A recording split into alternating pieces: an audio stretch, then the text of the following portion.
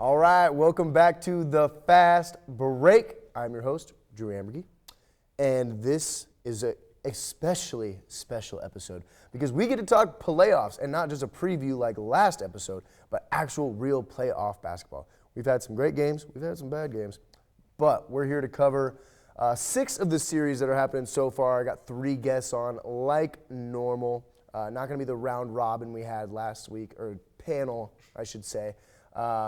We'll have on 3 different guests. We're starting with my boy Nick. How we doing, man? Doing great, doing great. Good. So we're going to start off. We got Warriors and Nuggets. So this is the 3-6 matchup coming out of the West. And as we predicted, the Warriors did take care of business. A little bit less, pushback from the Nuggets than I had hoped for the series. I was hoping our probable back-to-back MVP was going to at least take 2 games, but the Warriors ended up finishing this one up in a gentleman's sweep, which is a 4-1 series for those who are unfamiliar. We got to inform the less informed fans. It really just went to show that Jokic was really just carrying a bad team all year long, and it really showed up in this playoffs when those rosters start getting constricted a little bit more. Less players stop getting chances to play, and you really just got your best 6, 7, 8 guys out there. And what we realized in this series is that after the first 2 guys for the Nuggets, it falls off a cliff. Actually 3. Shout out Bones.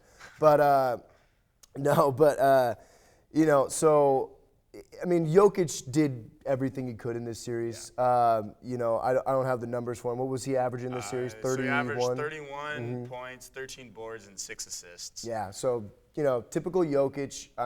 Great season for him. You can't knock him. And you know what? They got one at home, so, they can't say they got swept, which is always, tough to be an MVP and then go get swept in the playoffs. But, the biggest takeaway for me from this series, I don't know about you, is just how good the Warriors looked. They're back together and they gelled quickly. Yeah. There was kind of some questions in the air on if they were going to be able, to kind of fit all the pieces together and come together right as playoff time started.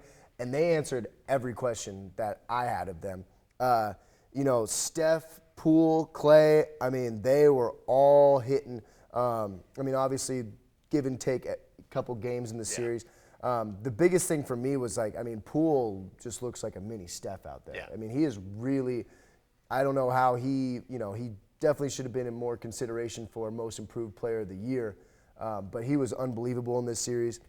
The biggest one for me is he started the series with back-to-back 30-point games. Well, one of them was 29, but I'm going to give him the bump. But and then in Game 3, the 3-headed monster of Steph, Poole, Clay. Game 3, Steph 27, Poole 27, Clay 26. So my question for you, and that's unbelievable. But my question for you is who impressed you the most coming into this series? Because Steph looked like the old Steph, Clay looked like the old Clay, and Poole just rose to the occasion. Yeah. So who stood out in your mind? I would definitely have to say Steph, just coming off a foot injury. I know he was kind of not up in the air if he was going to play. He was going to play, but his minutes were limited. He still went off. In the first game, kind of saw him try and come back to his own, and he only had 16. But then the last 4 games, he was the leading scorer in each game. He had 34, 27, 33, and 30. Yeah. So he really looked like the old Steph out there. But I will give a huge shout out to Jordan Poole for stepping up when Steph was out, because everyone kind of thought of Jordan Poole as more as a role player off the bench and maybe not know if he could take that starting role. And you're filling in for Steph, so it's the expectations are through the roof. But I think he did a great job. He kind of set the tone, I think, for their offense to start the series.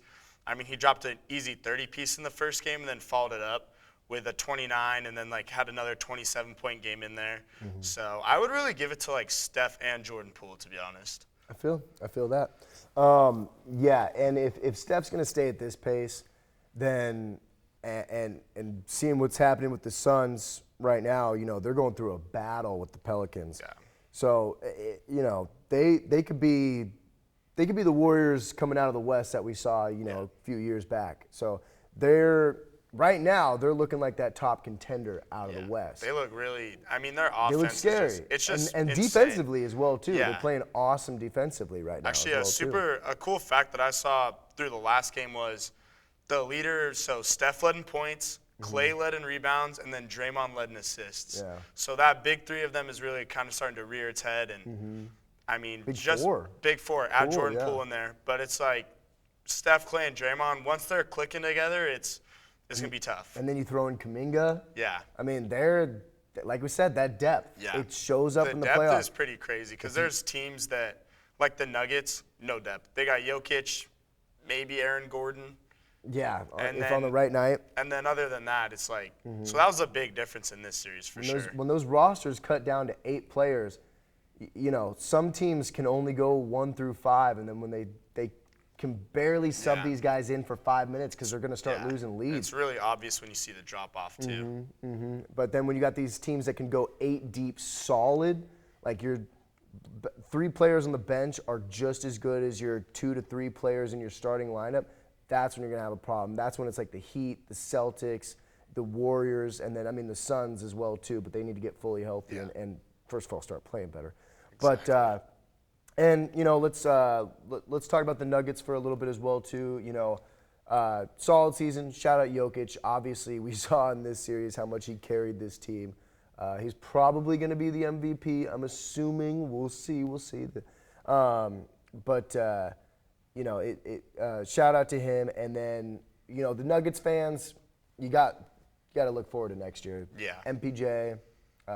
Murray's going to be back. So You add those 2 players to this team. Whole different series. Whole different series. If you add them, I think this one goes like 6 or 7. Yeah, because then you got, because there's a few guys for the Nuggets that were playing in this series that probably shouldn't have been getting playing time during like the regular season, and they were playing significant minutes in the playoffs. So, you add 2 top-tier players, it just changes the whole depth of your team. So Exactly. They'll be fine. They'll be ready for next year. Let's move on to the next one. So we're also going to talk about a little bit about Bulls Bucks. I kind of boned Nick here. I gave him 2 of the more boringer series. That's honestly because we're going to have another show coming up for you early next week. We'll be covering up the series that are still going, a little bit more intriguing ones. But the Bulls and Bucks. Now this one at first was a little bit. I was like, okay. The Bulls came out and fought. That first game. It was about a 7-point game, I believe, super low scoring, 86 to like 93 or something like that. Yeah. And, the Bulls played good, and they were playing really good defense as well, too.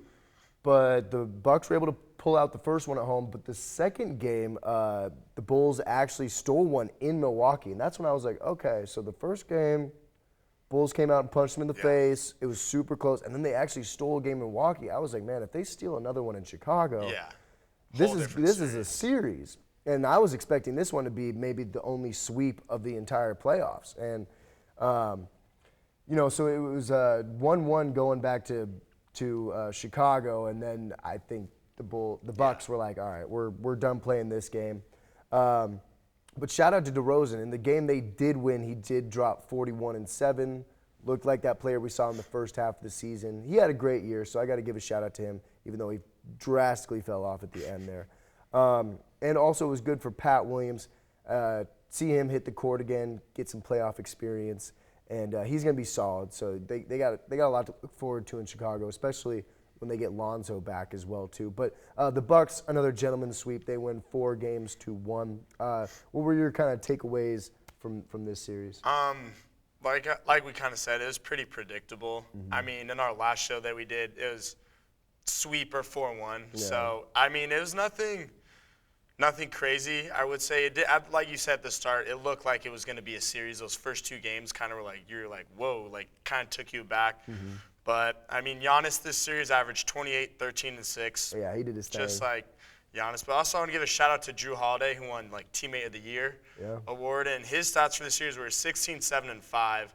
So kind of like a do-it-all point guard. Great floor facilitator, and kind of like sets the tone for them. But I don't know. They could be scary out the East, but we'll see. We do have to touch on, though, they did lose Middleton. They It did. came out today that he is now going to be out for the entire round 2 of the playoffs. And they match up against the Celtics. So I got to ask, what are your predictions now that it's going to be Bucks and Celtics in the second round? What is your prediction for that series with no Middleton? With no Middleton is a huge loss. I mean, he brings like a great. Because he murders the Yeah. Celtics when he plays them. Yeah, and he's a great shooter, and he's a great scorer on offense, and he can even clamp on defense. But without him, it's huge. But at the end of the day, they still have Giannis, which can't guard him really. It's damn near impossible. Yeah. But I think Celtics, I think just the way they looked in their series against the Nets, like offense was clicking, defense disrupted KD and Kyrie. I think KD and Kyrie are better offensive players than Giannis. I mean, Giannis can just score around the rim. But I think I'm going to take Celtics in 7. Yeah. I'd probably go about the same. I could see it in 6. It really depends on, I mean, they're going to be able to now, without Middleton, to put a lot of focus on Giannis. Now, Giannis can obviously dominate anybody, but if you put out a lineup of maybe Horford, now that Robert Williams gets some time to rest and really get back into the flow of things, and then you got Tice, who you can obviously just throw out for 5 fouls out there, rough him up a little Hack bit. a Shaq. Yeah, a little bit. Even though, shout out Giannis, has worked on those free throws. But yeah, I'm going to say, we'll see how much this Middleton thing means for the Bucks, because that does kind of change everything that he's going to be out the whole series. At first, it was just going to be a couple weeks, and there's a week gap, and then there's like 5 days between Game 2 and Game 3. Oh, wow. But now they did an MRI. It's more of a significant sprain, I believe. So now he's going to be out all round 2. Yeah. So we'll see on that one. I'm taking Celtics. It's tough to predict, but yeah, I think maybe 7. I could see him getting it done in 6 or 5, though, if that Middleton injury does rear its ugly head. Because, I mean, they don't have DiVincenzo right now. Yeah. They got rid of him at the trade deadline, and they're a different team than they were last year. I mean, I still think Milwaukee's going to win games. Yeah, Having Giannis, he's like the difference maker in pretty much every facet of the game, maybe besides like assists. But like defensively, he's a huge rim protector. Offensively, you can let him shoot. Maybe he'll hit one occasionally, but double team in the post, triple team in the post, he's still going over the top, getting fouled, getting buckets. So, just because of him and the way he can play in the paint, they'll steal probably 2 games, if not 3. But he's a defending champ. He's not going to go down without a absolutely fight. not. Yeah. He wants that to whole defend team, his title. they want to run it back. So they're like a lot's at stake for them, especially losing a key piece in Middleton.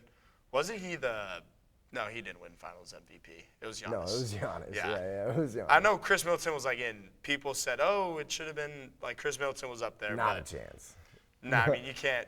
You can't take that from Giannis. You can't diss a 50-piece in Game 6. Nah. But, yeah, I just think that Chris Middleton injury is huge. Yeah, changes the whole thing. That's the second best player. Series, yeah. I mean, gosh, if you took Jaylen Brown out from the Celtics, it changes a lot. Yeah, I mean, with Middleton, I think the Bucks, with Middleton. Pat Connaughton's going to have to shoot really well. Bobby Portis is, those guys can't have bad games. No. Now. They have to be on. There's no room for error, really. But it takes away a lot of room for error. Yeah, with Middleton, I honestly wouldn't know how to predict it. I would say go either way in 6 or 7. Yeah, cool. Same. All righty, my friend Nick, thank you for coming on. I got another guest, 2 more guests coming up for you, so stay tuned after the break. All righty.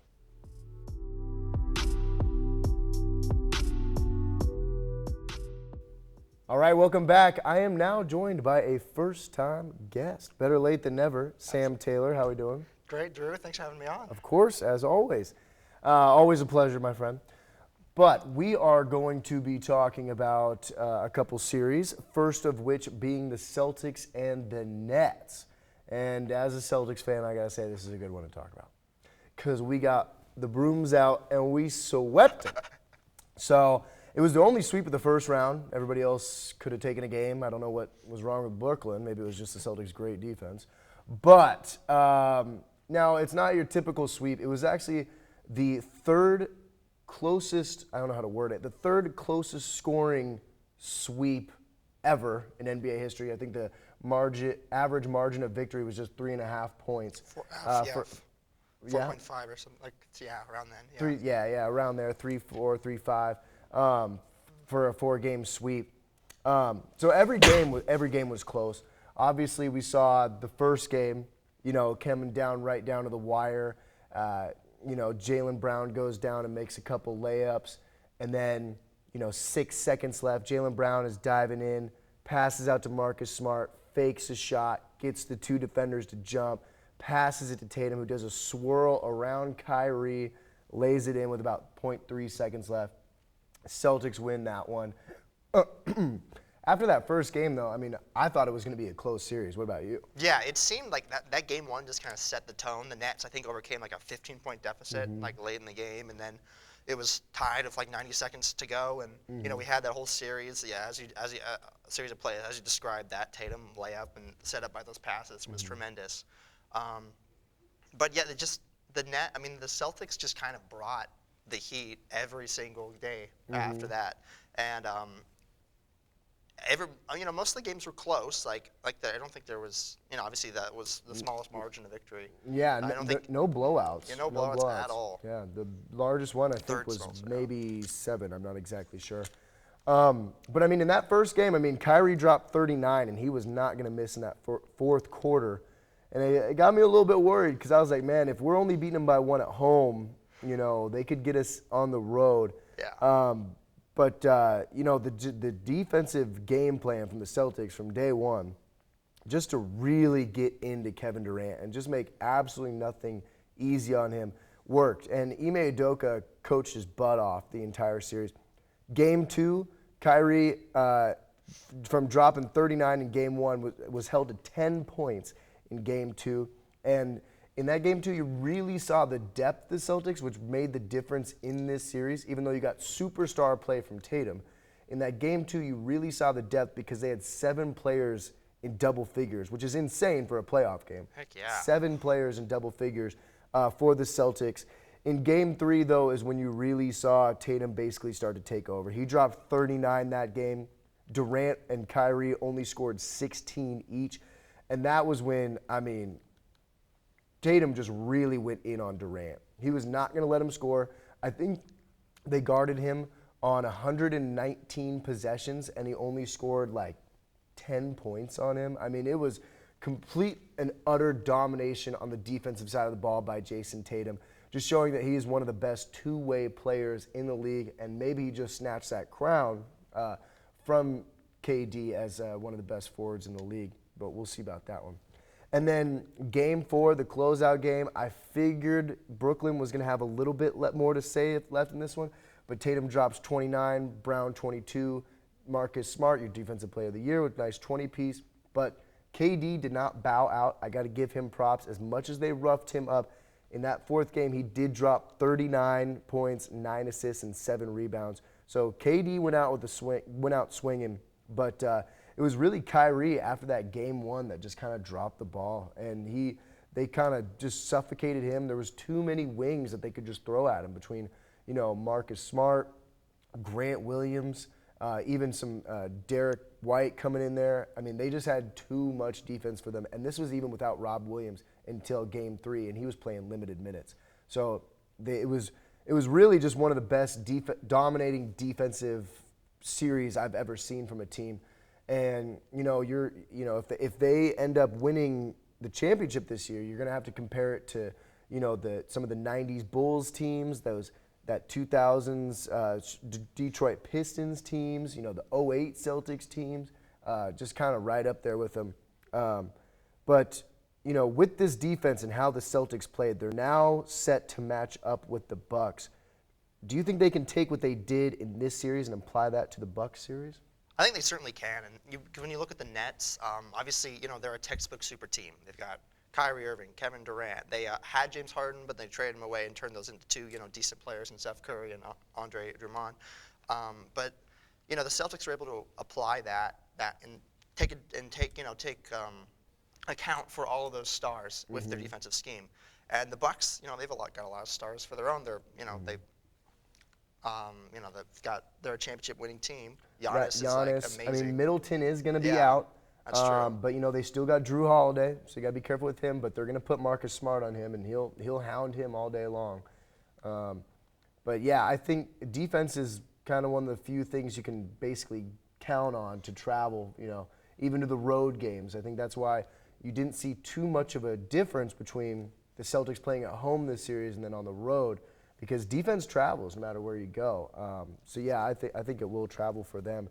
And then, I mean, as far as the Nets go, I mean, what do you think was their main issue this series? Or was it more about the Celtics, or was it more about the Nets not being prepared? I think the Nets just kind of came into this series after a messy year. Obviously, there's the whole controversy of Kyrie Irving and his vaccination status, not being able to play in most of their home games throughout the year until later in the season. And that kind of hurt the team. Obviously, now there's some after the series is done, Kyrie Irving's firing off on Twitter. There's a lot of media controversy and just a lot of criticism for how Kyrie Irving handled this year. And I think that made its way into the locker room, and it's unfortunately made its way onto the court. And the Celtics, they don't have those distractions. They came in, confident in their strategy, confident in their ability to play basketball, and they did exactly that. Yeah, I think you're right. I mean, as much as you want to say that stuff doesn't affect you on the court coming out from the locker room, I mean, it's got to eventually. You deal with those distractions all year long, and then you go play a team that's just hounding you.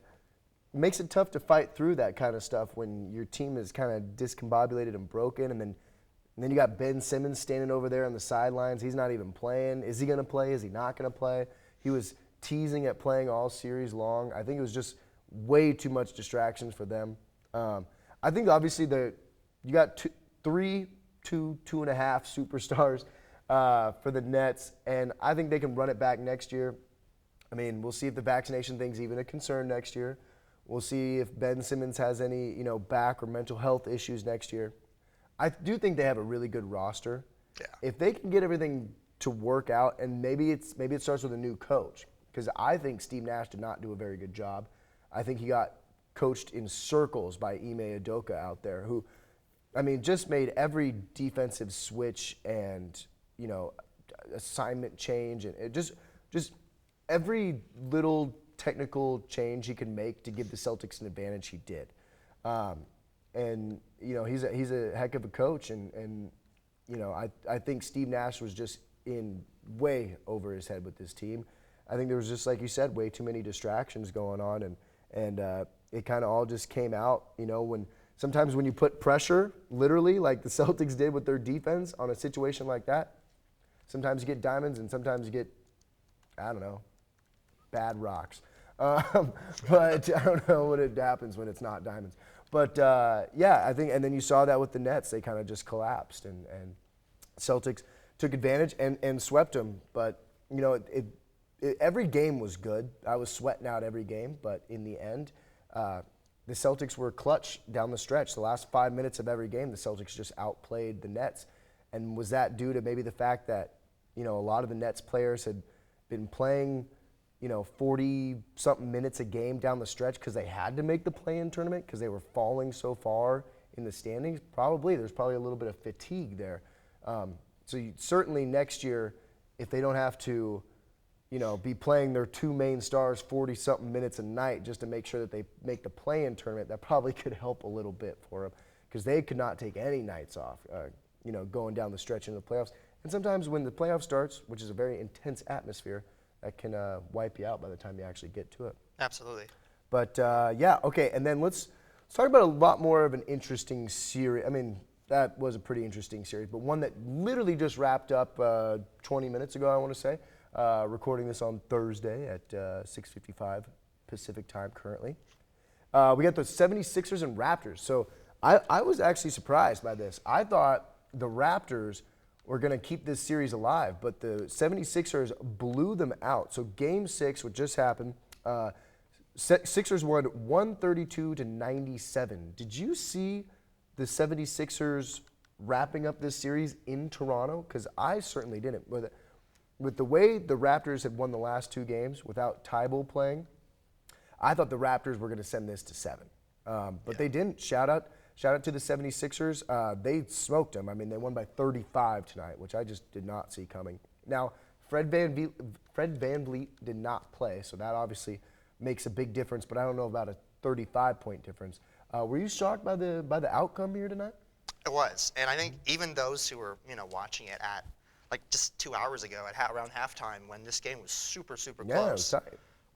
You know, you would expect the Raptors with that home court advantage and just, you know, the beatdown that they'd given the Sixers the last couple games to emerge victorious. And kind of history was kind of on the Raptors' side. If you look at head coach Doc Rivers for the Sixers track record, he is the only head coach in NBA history, I believe, to concede a 3-1 lead 3 times in playoff series. And so, you know, the Raptors could have won today and won on for Game 7 and made that a 4th time, but Sixers buckled down and made sure it didn't with a fantastic second half. Yeah, and, you know, fueled by Embiid, he had another 33-point game, so shout out to him.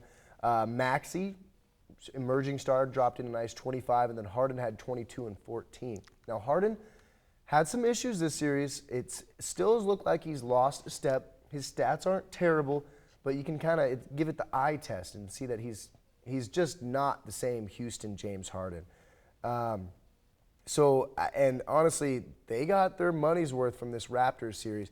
Now they go on to play the Heat, who we're not going to be talking about the Heat-Atlanta series. Now, Atlanta did steal a game, but otherwise it was pure domination. And all I got to say about the Heat and Atlanta series is that Trae Young had more turnovers than made buckets in the series. So I think that was the first time that's ever happened in a full series by a player. I'm not sure. Don't quote me on that.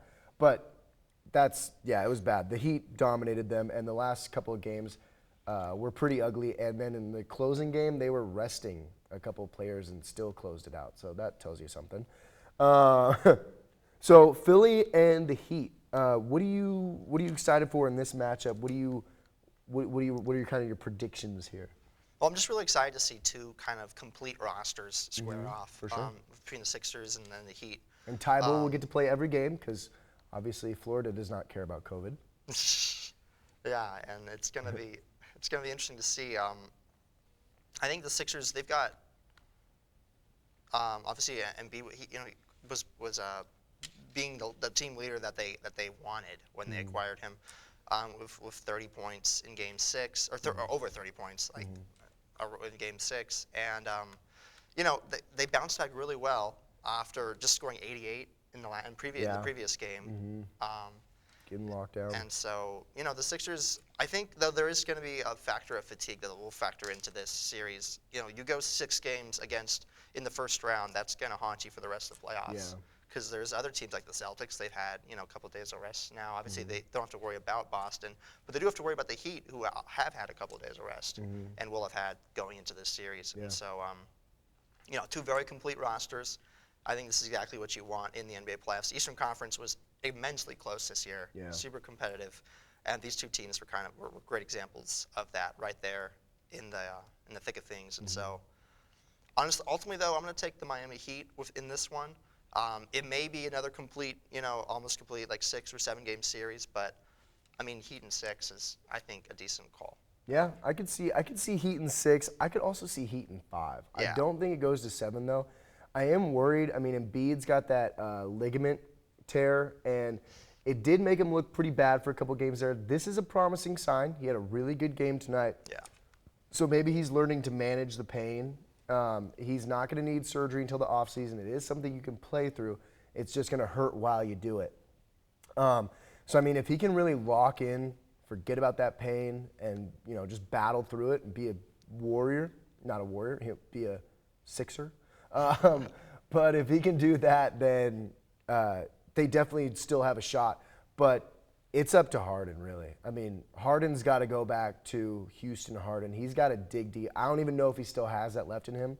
But if Harden can do what he was doing in, like, the 2017, 16, 18 playoffs, then they got a shot.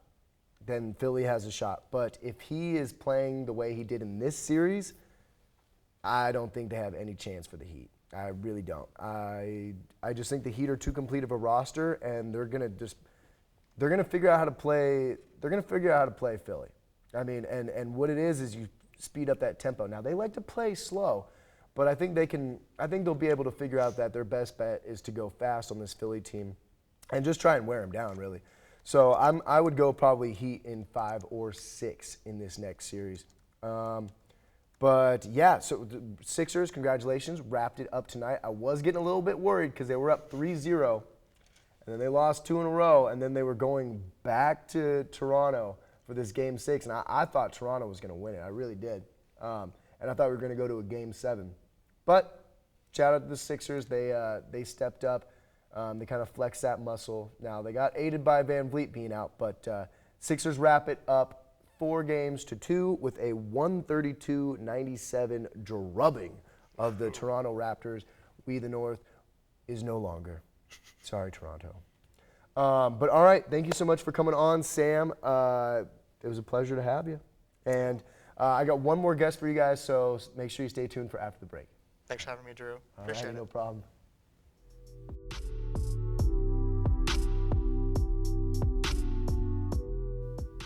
All right, welcome back. I'm joined by my final guest. You've seen him a few times on here. He's a regular. Luke, how are we doing, bud? I'm doing great, man. And just in case I don't make it on the next week's show, I just want to say I started my Cable 8 career this semester with you. And, well, either way, I guess, I'll be ending it. So, There you go. brother, it's been a pleasure. Always. I'm This guy so knows his stuff. so excited for you, man. You got Thanks, a man. bright future, too. So, Thank but, you. yeah, I love talking basketball, and this guy is one of my favorites. So, Cool. Yeah. Thanks. I love this guy. And we got a couple of really good series to talk about. First of all, we're going to go with the one that just closed up right now. Literally, 10 minutes ago? Yeah, I'm if gonna that. say? Yeah. Suns and Pelicans. So the Suns ended up getting it done on the road in New Orleans tonight with a win of 115-109. And we saw a masterclass by the point guard. CP3 dropped a nice 33 points with a cool 8 assists. And Booker actually came back for this game as well, too. So it was good to see him back. Obviously, we want everybody healthy in this playoffs, and we have been seeing some injuries. So I'm glad his didn't keep him out for longer. He played 30 minutes, but he only dropped in 13 points. But, I mean, it was probably a pretty soft 30 minutes for him. You don't want to test it, especially if they felt like they had the game in hand, even though this game was really close all the way through. Yeah. We were recording the show, but I was score watching it, and it was close all the way up until the last second. But you know, story of the whole season, the Suns have just been clutch. You know, they're one of the most, they're one of the best clutch teams we've seen in the NBA ever. You know, Yeah. throughout the entire year, they've just won close game after close game. Because, I mean, Booker's clutch, and then CP3 is just so smart at the end of games. Yes. So another just great performance by him. But the Pelicans did fight in this series. And so what were your kind of thoughts on the Pelicans fight and the Suns, you know, going through a little bit of a struggle in this first round here? Because I predicted it to be either a clean sweep or a gentleman's sweep. Yeah, I also was kind of in that gentleman sweep, clean sweep area. But the Pellies, man, they seemed for real from the moment they stepped into the play-in. Weren't scared. Yeah, they weren't scared. They were competing hard. Their defense is a lot better than we gave them credit for. And Brandon Ingram finally getting that opportunity to show out, and he's doing it big time. I mean, Bucket. this is a Pelicans team that started 2-12 in the season, 2-10. Or they were 1-12 and then like 2-16 or something like that. And then all of a sudden, I trade think it was deadline. the worst start for a team that ended up making the playoffs. Isn't that insane? Yeah. Well, thank you for the play-in for Yeah. exciting stuff like that. But Yeah, true. CJ McCollum happens at the trade deadline. This whole team changes. Oh, yeah. They end up becoming a playoff team through the play-in tournament, beat my Clippers, and that was wild to watch itself. Yeah. No PG for them, but still, the Pelicans are just competing.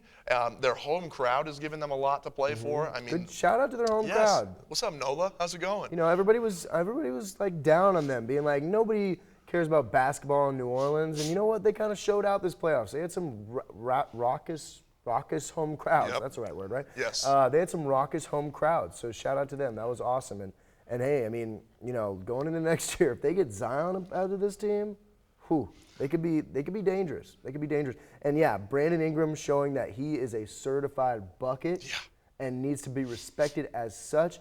And also, just Jose Alvarado has arrived as a, you know, I'm putting him in the Marcus Smart, Pat The Pat Bev class. category Yeah. of players.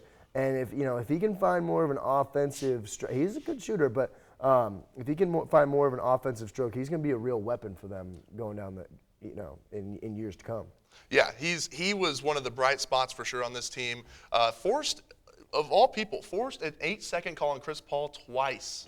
One game. Twice. Actually, no, I think it was three times throughout the series. Yes, yeah. 3 times throughout this, 2 in one game and then 1 the next game. I mean, just dogging him. That's crazy. That is there's not very many defenders in this world that can do that to Chris Paul. Yeah. And he's coming off the bench and scoring a bit too. I mean, he's putting up 8 to 11. He looked great, and let's not forget, he hasn't been super good nullifying DeAndre Ayton and even JaVale McGee at times, but Jonas Valanciunas, rebound machine. Yeah, he plays a real role for them. Yes, yeah. Well, he can stretch it out and shoot, right? He can finish, and he was, I believe, had in the game 1. Let me see, 25 rebounds, 18 points, 25 boards. So he's putting up a lot of work for them too. But the only thing is, DeAndre Ayton's a top 5 center in the league. So tough matchup. Yeah, and of course, when you have guys like CP3 at the helm, they're going to find their guys. I mean, the great point guards like CP3 and Steph Curry have always made JaVale McGee look fantastic. This is no different. Yeah. JaVale McGee is really coming to his own on this Suns team. But what it comes down to for me is the Suns, and it just felt like this was inevitable. The Suns are just too deep. They're the most complete team in the league, in my opinion. I think the Celtics might be pretty close. I've kind of changed it, come around a little bit, buddy. I've kind of come around a little bit, changed my mind, seen them a lot more. But the Suns, in my opinion, the most complete team, really can go 10 deep and be perfectly fine. I mean, we're talking guys like Mikal Bridges, who has stepped up huge. Yeah. We've got other guys like, Landry Shamet, Cam Johnson, Cam Payne. Monty Williams has done a fantastic job. JaVale McGee, like I said, even coming off the bench, he's been impressive. So the Suns are just way too deep, and the Pelicans, luck runs out at a certain point. Now, C.J. McCollum, 23.4 points per game in this series. C.J. McCollum gave them everything that they had hoped for in that trade. He played amazing the second he got to New Orleans, and he had an awesome series. And, when Booker went down, like you said, their luck ran out because Booker did go down. Game 2, late. And that probably was part of the reason why they were able to snag a couple of games. But, hey, props to them. They took advantage of it. I know quite a few teams that probably would have only stolen 1 game, from that series, or maybe not even been able to close out that. So, they took advantage of that and were able to snag a couple of games there. And this game was extremely close. If Booker doesn't come back for this game, who knows? We might be going to Game 7 in Phoenix. And that was so if Booker did not come back in this series, which it seemed like it was like on a necessity basis, right? Yeah, I was like, okay. That I thought it was going to go to 7. Yeah. But when the Pelicans win, Game 4, that's when they're like, okay, maybe we hit the panic button here. Let's rush him back a little bit. So, and he did exactly what he needed to do, like you said, didn't score a ton, but the usage probably wasn't there as far as shot taking. But one more thing is DeAndre Ayton, I mean, he really continues to go under the radar, and it's weird. I think that he's paying Reggie Miller specifically to sell his next contract because Reggie Miller does not stop talking about how much they need to pay this man, which he's right. He's very right. DeAndre Ayton can do so many things. He's got his post repertoire is very similar to Embiid's at this point. He can shoot free throw line jumpers. He can shoot threes. He's a great shot blocker. He's a great rebounder. He is one of the most complete bigs that this league has ever seen. I know that sounds like it might be a big statement, but he has been incredibly impressive. So again, I mean, the Suns team, I think a series them versus GSW would be close, but I think the Suns would take it. I want to see that bad Golden State offense versus this Phoenix defense because that is going to be a matchup. I think the reason why a lot of people don't talk about Ayton as much is because we're in such a stat-based media frenzy of 33 points, 17 assists, 10 rebounds. Yeah. But DeAndre Ayton knows his – screw you, DeAndre Jordan. But DeAndre Ayton knows his role. He's on a veteran team. I mean, they're young, but they're also veteran because, they got Jay Crowder, they got Chris Paul. Yep. None of these guys are they got a mature feel to them. Some vets. Even though there is some very young players. but he knows his role. It's like, hey, Ayton, I'm sure him and Chris Paul have had talks where it's like, hey, buddy, I know you can go out there and drop 30 and 15 every single night. But, you're going to get your 15 boards. But, we're playing a team-style basketball here. Like, we're going to move the ball, and that's Chris Paul's style. He implemented his style on the entire team. That's why there's been such a dramatic change in the Phoenix Suns in the last 2 years. It's been all him. It has been all his leadership, 100%. And, Ayton realizes that, and so he doesn't put up the monster stats that he obviously could, and I think that's why he doesn't get talked about as many as, like, other centers in the league. Even though, you put him on Orlando, and he's probably dropping 40 and 20 every night. Oh, absolutely. Well, you saw pulling a Drummond in Detroit. But, yeah, I am happy that the Suns now have back Booker. Hopefully he can get rested up. And this now brings them into the round 2 matchup against either the Mavs or the Jazz. Right now, currently, the Mavs are up 3-2, and it just started. We are at 7:21 p.m. That game started 20 minutes ago. Let's see if we got a score update for you guys. That's us, baby. We're on it. It is 9-8 Jazz currently, so it's a blowout. But no, this one's in Utah. I do think that the Mavs are going to close it out tonight, but I wouldn't be surprised if the Jazz force this to a Game 7 because they're not even fighting for their playoff lives right now. They're fighting for this team to stay together. Yes. So yes. there's an extra thing of desperation for them, but you also got to look at the Mavs where it's like, okay, now we're, Luka still hasn't won a playoff series yet. Right. Despite what, 8-10 games, I think, under his belt? Yeah, 10. 10, yeah. He got You're a thief. It went 6 games last year, correct? And then Yes. it was 4-1 the year before that. So he's played, gosh, I'm not good at math. 11? 11 games. Yeah. So now, Going into this. and then plus these 5. So he's game 16, 17. Well, plus he was out the first 2 or 3 games? He was out the first 3 games. Yeah. And, I said on our prediction show, I was like, if he's out the first 2, it's okay. I still think they can win the series. I didn't see them being up 2-1 in the series with Luka being out the whole first 3 games. And that brings me to my point about Jalen Brunson. Talk to me about Jalen Brunson. Give it to me. 41 points in Game 2, buddy. He's averaging 28.6 points per game in the series. I believe he's top 3 in points per game in the playoffs thus far. Man. Yeah, pay that man. We've seen quite a few teams this playoffs, and I think it's going to, especially this first round, is really going to be remembered for the young talents rising up. Jalen Brunson, Tyrese Maxey. There's a couple others I'm forgetting here, but we've seen some young stars really take a step up, and it's been incredible. But none more than Mr. Jalen Brunson. Yeah. And honestly, Drew, I'm not sure which Mavs team I like watching more. The well-coached, fast-paced, Jalen Brunson-led Mavs, or the Luka Doncic, it's going to be my pace, my tempo. I'm going to take over the game, and there's nothing you can do about it, Mavs.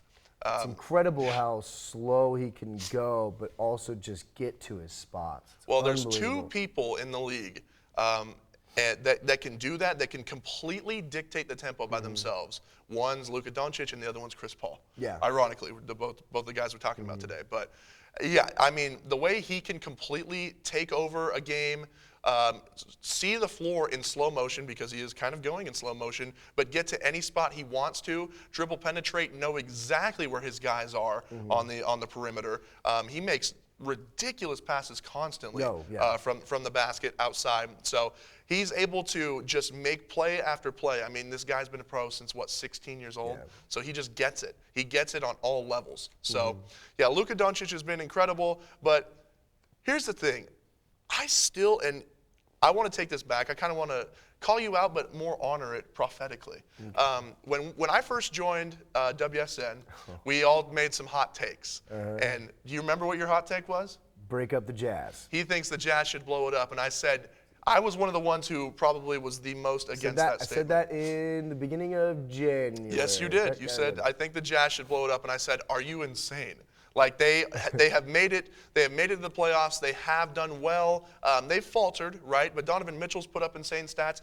I still don't understand why the Jazz can't put it together. I don't know what it is. You would think on paper, a team with Donovan Mitchell, Rudy Gobert, Bojan Bogdanovic, Jordan Clarkson, Mike Conley. I should have mentioned Mike Conley earlier, but Royce O'Neal and then even Hassan Whiteside coming off the bench. Yes, Joe Ingles is gone. But they should be winning games. They should be. I don't get it. And Donovan Mitchell is averaging 26 points per game, so he's still putting in work. He's not dropping the 50 pieces like he has in years he's past. not shooting. He's getting a little Russell Westbrooky. He is not shooting as efficiently, and he's like trying. I'm getting some bad habits with Donovan Mitchell. I'm just right getting now. bad vibes in general. I'm getting bad vibes from the whole thing. Yeah. And you know, if they go out sad tonight and losing 6 of the Mavs, they losing 6 after Luka was out in the first 3 games. I blow it up. Yeah. Blow it up. Yeah. Quinn Snyder might regret those no done. LA statements.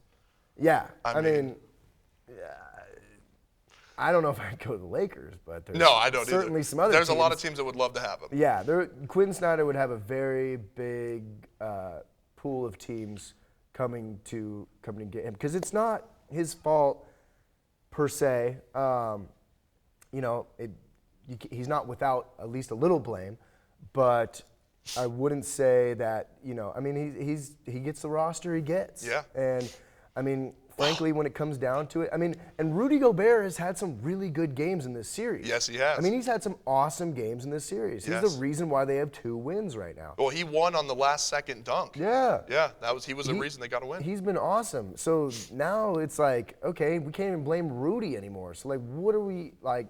I don't know. But yeah, Mitchell he's scoring like he is normally, but it's on a higher volume of shots. Yeah. And I mean, honestly, you're right. On paper, why is this team not better? And last year they should have gone to the conference finals. Yeah, That was 100%. inexcusable. Now, last year they had the excuse that, you know, Mitchell's leg was a little bit banged up. Okay, well, he was still out there, you know? Yeah. Your team was healthy besides that.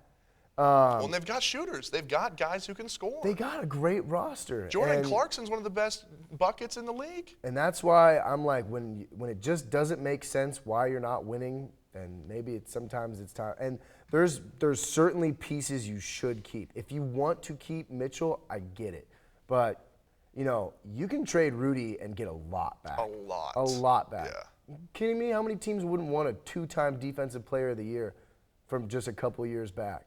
Like, I can guarantee you that 18 teams in the league are lining up and being like, we'll send you some sort of package for him. I don't know about 18, but there's a lot. Yeah, there's a lot, right?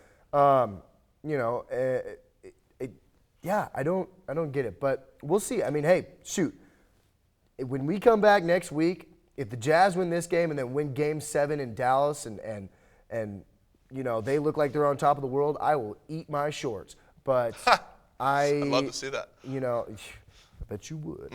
But I just don't see that happening. I don't see them getting out of this series. Now, they could win this game tonight. What are we looking at now? They could win this game tonight, but I don't see them going into Dallas and winning. I don't see Luka letting that happen. No. Unless, obviously, something happens. Right. But Jazz are up by 3. But, 15, I mean, 12. it's 15. It's first quarter. Yeah. But- well, I mean, this is a Jazz team that lost in Game 5, 102-77. Yeah, I this mean- roster should never be scoring 77 points. Now, Mitchell was ever. out, but that was a master class by the Dallas defense. Ever. Yeah, no, it was pretty bad. Yeah, no, the defense was incredible. And that's the thing where the Mavs have really gotten better, too. I mean, you've got... Just like the Celtics, that second half of the year started, and whatever Jason Kidd implemented just started. Hey. They just started shutting teams down. I was kind of right about the Dinwiddie trade, though, too. You were. I said it wasn't bad. I agreed with you. I liked it. Yeah, but Dinwiddie's he has solid. been more than he needed to change the scenery. Yes, he did. Is what he did. But Kleba, Dwight Powell has been really good. Dwight Powell Finney has been really Smith good. has been really good. Reggie? By the way, they just started calling him Bullock on the broadcast. So I'm not sure if it's Bullock. I've been calling him that this whole time, or Bullock, I'm but going whatever. Bullock. Yeah, okay. But Nice yeah, hire. Reggie's been playing well, but Jalen Brunson's been the huge surprise, the star of the show. And yes, he has been doing this a lot during the season, but not like this. Yeah. So he really is shining on the biggest stage. And yeah, the Mavs. Who do you got closing it out? I got the Mavs winning. You got Mavs winning? Yeah. Okay. Yeah, Either tonight this I got game them or winning. tomorrow, or not tomorrow, next game. Yes. Okay, we can agree on that one. And then, okay, real quick. Whoa. No, Go for it. No, I think you're going to go to the future, right, to round 2? No, go ahead. Share your thoughts. I was going to Share say, your thoughts. one move for the Jazz this offseason, should they be like, okay, let's do it, what would you like to see them do? There's a lot of moves they can make, but just maybe something. Well, I mean, I think Gobert is the first one you need to get rid of. I think if you package him and Bogdanović maybe in a 3-team trade, Yeah. you could get a lot from that Try from and 2 get different teams. really unhappy star, Yeah. maybe somewhere. Oh, yeah. Yeah. I don't know, a Beal? Beal, man, I possibly? think there's going to be so many people going for Brad. Yeah. I really do. There is. But I wish the Celtics weren't so complete because him and Tatum are friends. they would be ridiculous. But, I mean, We Jalen's don't earned need him. his He spot. doesn't fit our defensive scheme. But, yeah, I think Mike Conley he's just a little bit over the hill He's now. over the hill. It's sad to see, but he's just, and this is just like halfway through the season that he started being that way Yeah, too. So it's tough. But when the wheels go, the wheels go. and Clarkson, I mean, they've got a lot of dudes that you could get rid of and You get package a lot back. Yeah. I know that's a loaded question that you got to think about for a while. Right, 'cause yeah. The Jazz have way too many pieces. Yeah. But you want to talk about potential next matchup. We're assuming Mavs. Yes. So we're just gonna go with that. Yeah. If it's the Jazz, I will say right quick, it's a 5-game max series. Yeah. If they do. But Mavs Suns. What do you think for that? Let's just do predictions real quick and then we'll wrap it up. 6 games, the Suns. 6 games Suns. Yeah. Luka's gonna hit a buzzer beater in one of Yeah. the wins.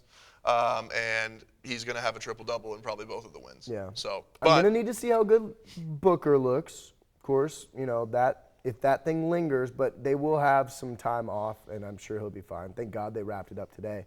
I don't think it's going to be super high-scoring games like you would expect, though, because both teams defensively are very complete. Oh no, dude, Yeah. this is gonna be a dogfight in Yeah. the next round. Oh my goodness. Look for low 100s. And Jazz upper were the 90s. Jazz were the number 1 offense in the league this year, and they just got held to 77 points. I mean, anything can happen. Yeah.